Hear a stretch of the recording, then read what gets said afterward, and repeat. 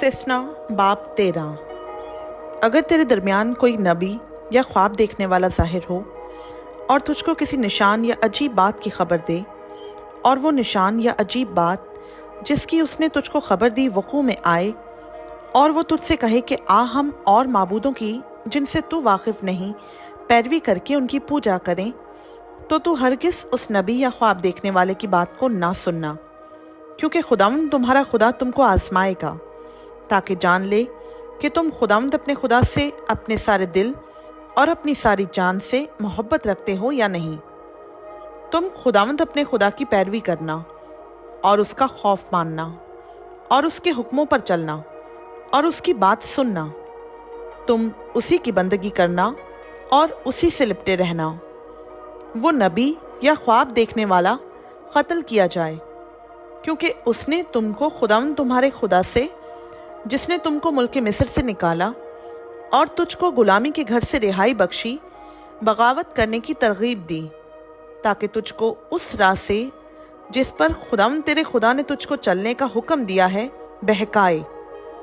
यूं तू अपने बीच में से ऐसी बदी को दूर कर देना। अगर तेरा भाई या तेरी माँ का बेटा या तेरा बेटा या बेटी या तेरी हम आगोश बीवी या तेरा दोस्त जिसको तू अपनी जान के बराबर अजीज रखता है तुझको चुपके चुपके फुसलाकर कहे कि चलो हम और देवताओं की पूजा करें जिनसे तू और तेरे बाप दादा वाकिफ भी नहीं, यानी उन लोगों के देवता जो तुम्हारे गिर्द गिर्द तेरे नज़दीक रहते हैं या तुझसे दूर ज़मीन के इस सिरे से उस सिरे तक बसे हुए हैं, तो तू इस पर उसके साथ रजामंद ना होना और ना उसकी बात सुनना। तू उस पर तरस भी ना खाना और ना उसकी रियायत करना और ना उसे छुपाना, बल्कि तू उसको ज़रूर कत्ल करना और उसको कत्ल करते वक्त पहले तेरा हाथ उस पर पड़े, उसके बाद सब कौम का हाथ, और तू उसे संसार करना ताकि वो मर जाए, क्योंकि उसने तुझको खुदावंद तेरे खुदा से जो तुझको मुल्क मिस्र यानी गुलामी के घर से निकाल लाया बरगश्ता करना चाहा। तब सब इस्राएल सुनकर डरेंगे और तेरे दरमियान फिर ऐसी शरारत नहीं करेंगे। और जो शहर खुदावंद तेरे खुदा ने तुझको रहने को दिए हैं, अगर उनमें से किसी के बारे में तू ये अफवाह सुने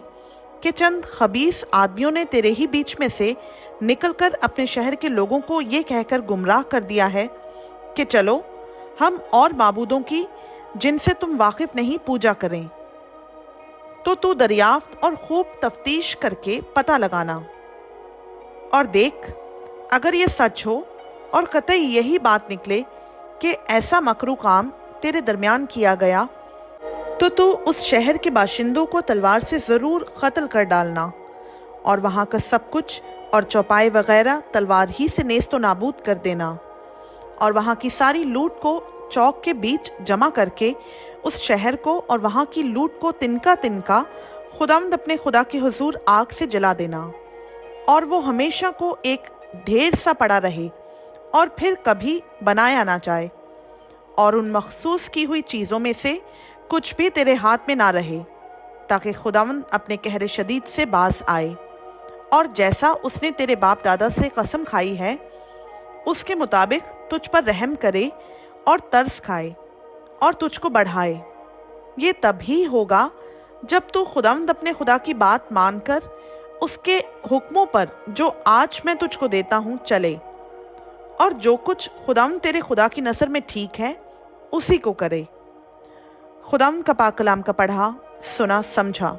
और कबूल किया जाना हम सबों के लिए बाइस से बरकत हो। आमीन।